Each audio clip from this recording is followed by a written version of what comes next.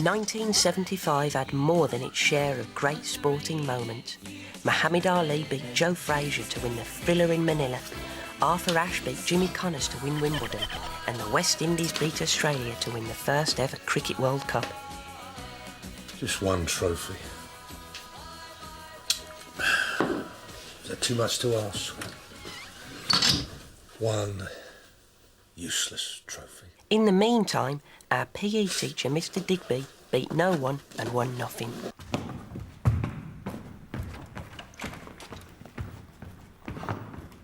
I'm all set, Miss Thing. Sorry, Mr. Digby? The PE conference. All the top PE teachers are going to be there. They'll probably ask me to do a couple of seminars. There's nothing like a good lecture to fertilise the mind. I've got a good feeling about this, Miss Thing. I think it's going to be the turning point. This time next year, that trophy cabinet is going to be chock full of silverware. I'm sure it'll be a seminal experience, Mr. Digby.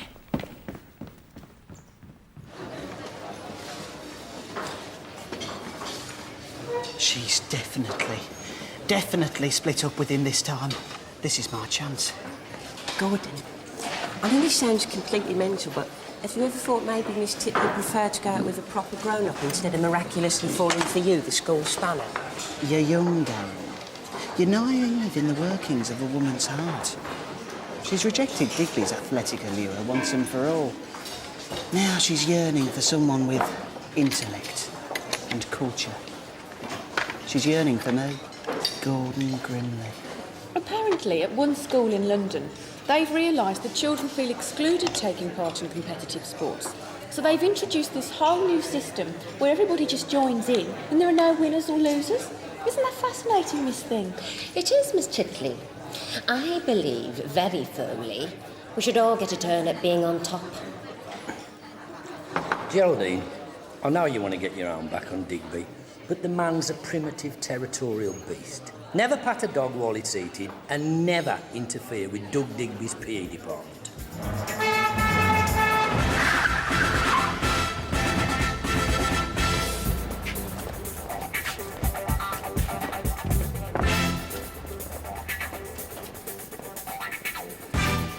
Doug Digby, Dynamo.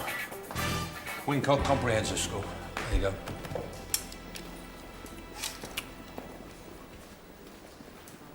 Are you chewing? Jeff Baxter, Bullet, Grange Hill.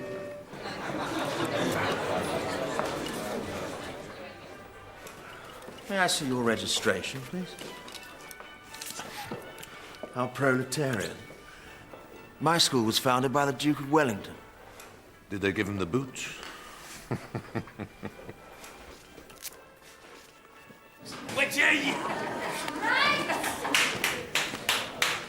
Don't be alarmed, boys. You haven't got anything I haven't seen before. Many, many times in many, many sizes. With Mr. Digby being away, it's a case of all hands to the pump. So I've arranged for your PE lesson to be taken by Miss Titley. I hope they don't require too much pumping, Miss Titley.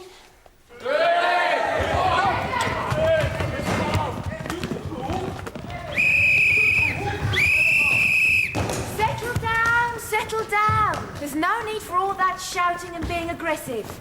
Today, you're going to play nicely. Believe it. Gordon, what are you doing? It's Mr. Digby's rule, miss. I came last in yesterday's lesson, so I can't play today. Well, it's not my rule, Gordon. I want you to enjoy yourself. From now on, PE will be for everyone, regardless of ability. It's essential to have a top-quality groundsman throughout the season. It only costs a few £100 and it's well worth it. And most can be persuaded to linseed the bats. Yes, well, that wouldn't happen to my school. Do you know how many cricket bats we've got? One. Apart from all mine. Well, that's just as well, isn't it?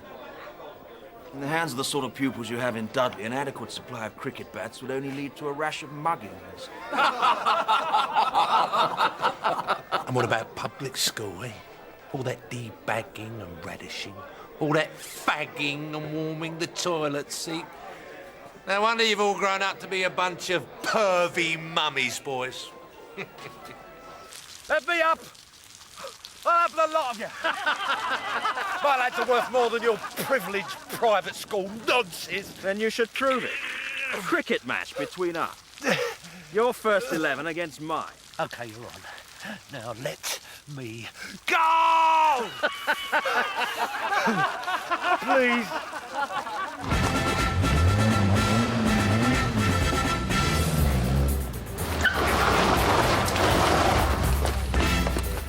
No one makes a monkey out of me. No one. My lads are men of steel. No. They're granite, sculpted in the image of their PE god, Dynamo Digby. How's that? Darren, I've told you before. Play nicely. Oh, but Miss... Nicely. I'm back. Somebody else get in who can actually hit the ball. I need to get my best players up to scratch. Mr. Digby, don't interrupt. The Dark Ages are over. There are no winners, no losers, just all the children joining in and having a good time. But that's not PE. Carry on, boys. This has got nothing to do with you, Geraldine. I don't go sticking my nose into English and saying proper poems are ones that rhyme or the jokes in Shakespeare aren't funny. Well, actually, Doug, it is my business. Because the headmaster likes the changes I've made, and there's nothing you can do about it. We've got a cricket match coming up. It's our chance to get one over on the toffs. It's like Pele playing with a ball made from rags. It's like Jackie Pallow wrestling with sheep for tuppence a go. It's Fred Truman. It's Harvey Smith. It's Billy Mills. It's Henry Hooper.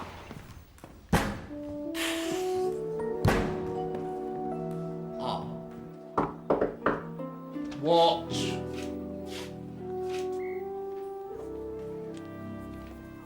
I should have known not to expect it to be the Ritz.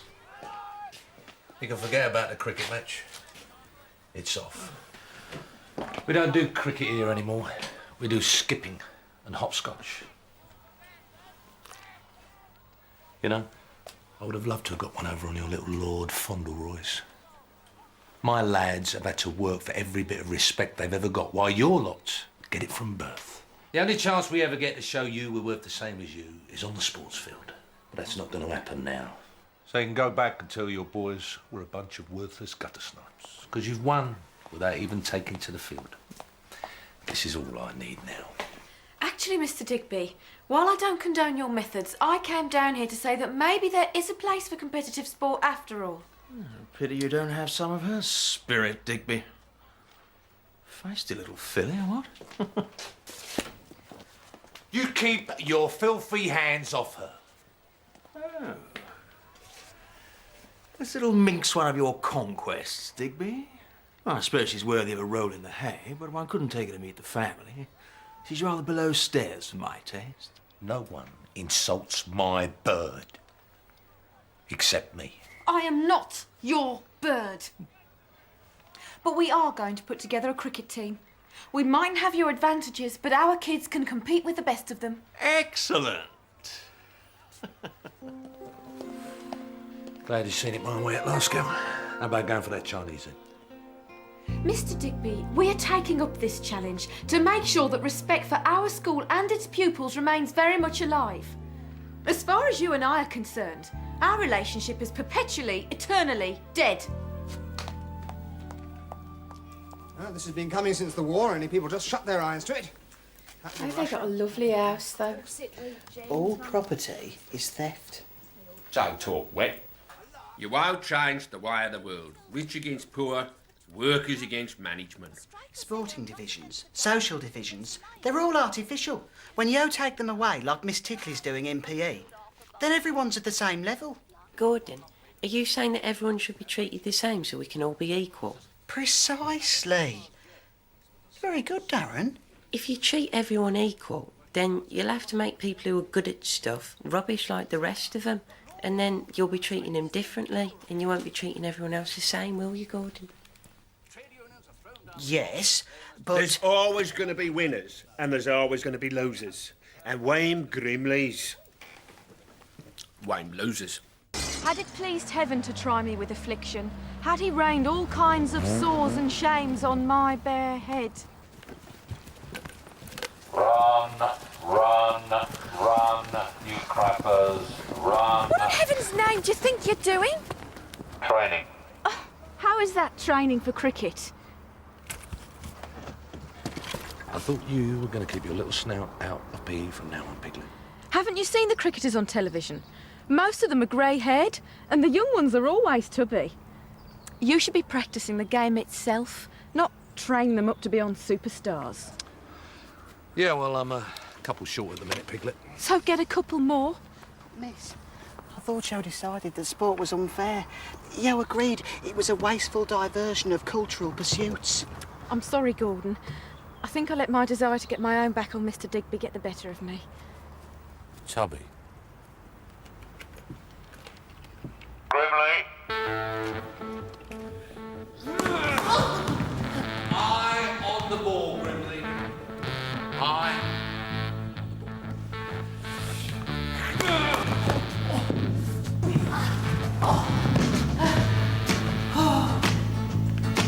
Catch. Catch. Catch. Catch. Catch. That's enough of that, Grimley. Roll me a few overs. Hey, no grubbers. Yes, sir.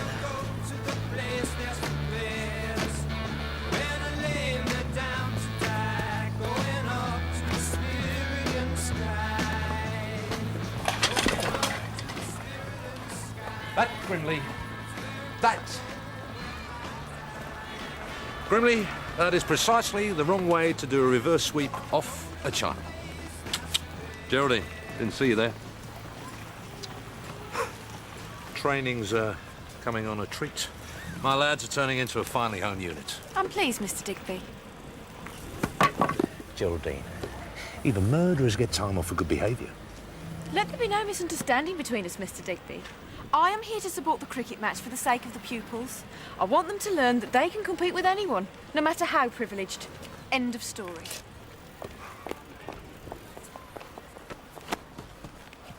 What are you gulping at, Four Eyes?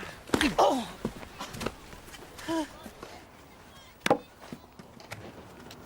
All this time I've avoided sport, thinking the way to Miss Tiddley's heart was through culture. Oh, yo, Peg, get off your own end. That's why she put up with Digby for so long. What she really goes for is a muscle man.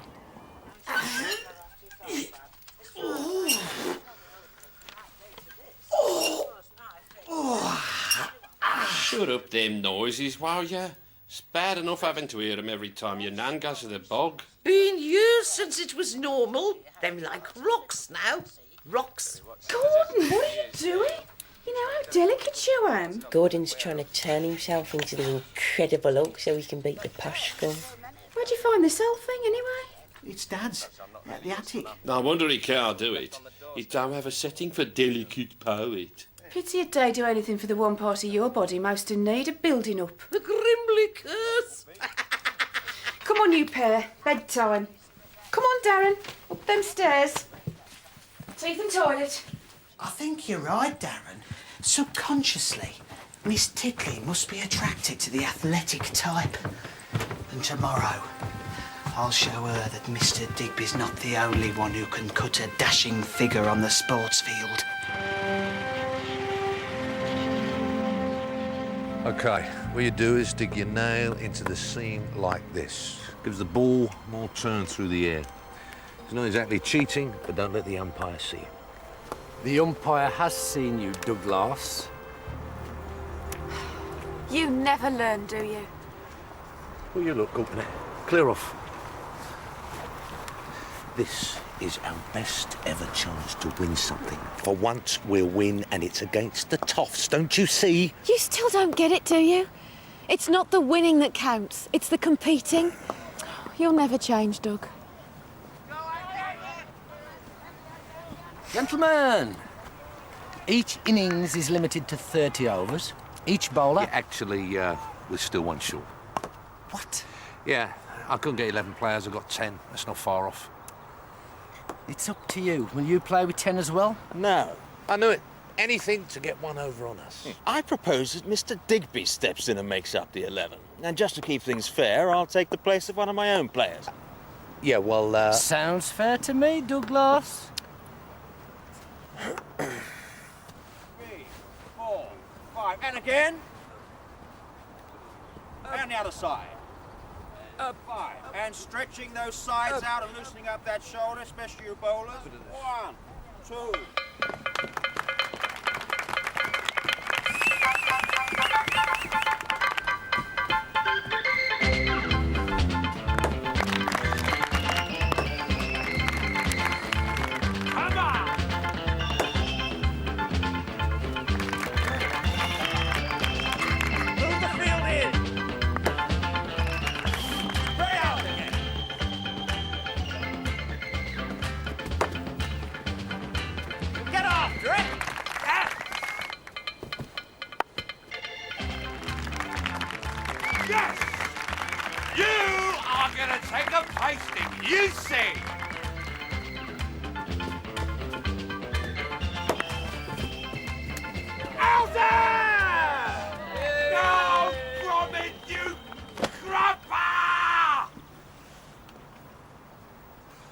What did I tell you about getting out from it? Not too, sir. Not too, sir.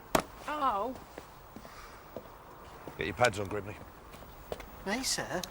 You heard me, boy. What are you waiting for? Sir, their teacher's going to play. Surely it makes sense for our grown-up to bat as soon as possible. Batting partnerships rely on understanding. You two are brothers. You'll be almost telepathic. Now get into bat.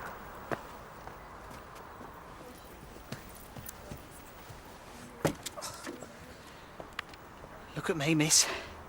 I'm batting. You might be out there a while, Gordon. Do you need the toilet? No, miss.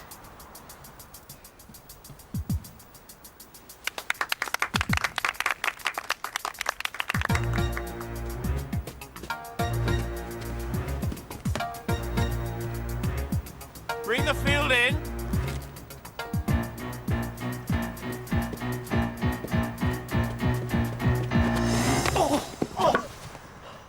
Poor Gordon's going to end up on a stretcher.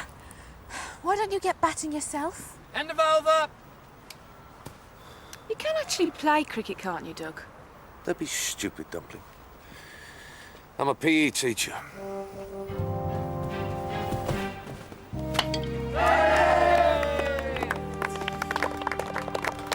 Well,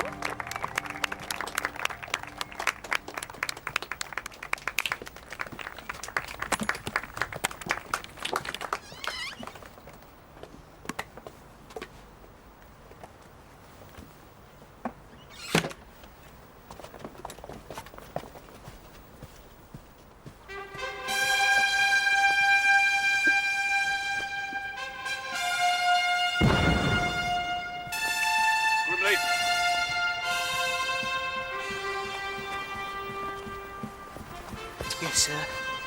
Grimley, don't go put me off with any of your stupid twitching. Eh? That is exactly the sort of twitching I'm on about. Now go on.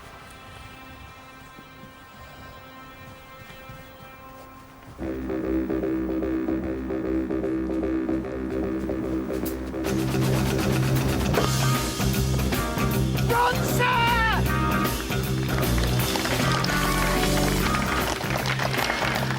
I'm sure from now on, you'll be keeping your eye on deep, fine leg.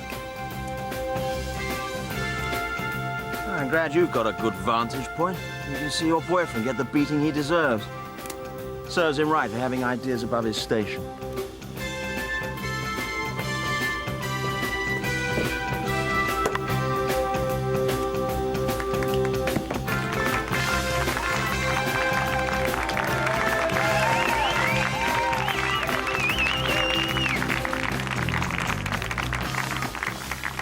End of innings. Wincott Manor have scored 133 runs. Young Gentlemen's College require 134 to win. Did you say, miss? Yes, I did, Gordon. 9 runs? You were very awesome. Yeah, well done, sir. It's all in the wrists, lads. It's all in the wrists. She'll be mine soon.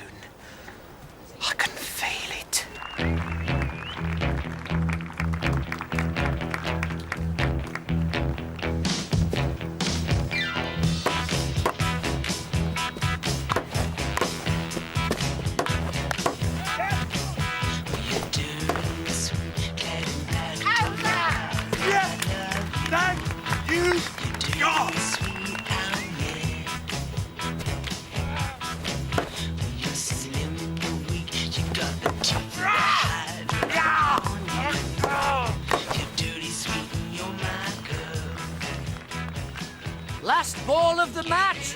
Young Gentlemen's College require 134 to win. But they've only got 126. You can't do it. We're going to win. At last. At last. We're going to win. I'll bowl it underarm. There's no way he can hit a 6 off a grubber. No, Grimley. That wouldn't be sporting. Besides, you'll never get 8 runs off one ball. 8 runs, sir? Don't argue, boy. Just bowl.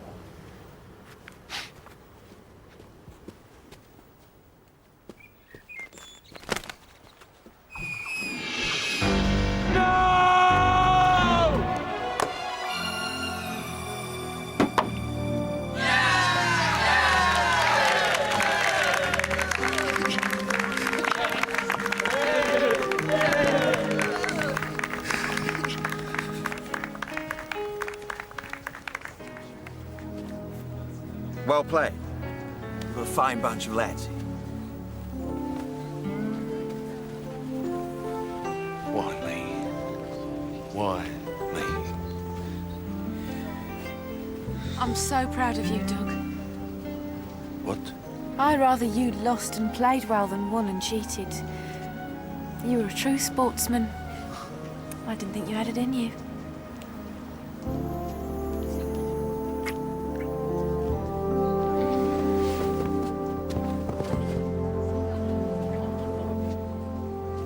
Once again, Gordon had scored a duck with Miss Titley.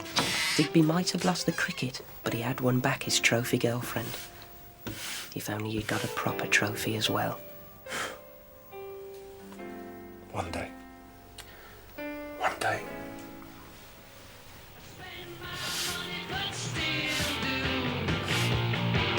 Don't stop now, come on! The Grimleys return next Saturday. But the comedy continues next on ITV3 as Matthew decides to take to the stage. John Thaw stars in a double bill of Home to Roost.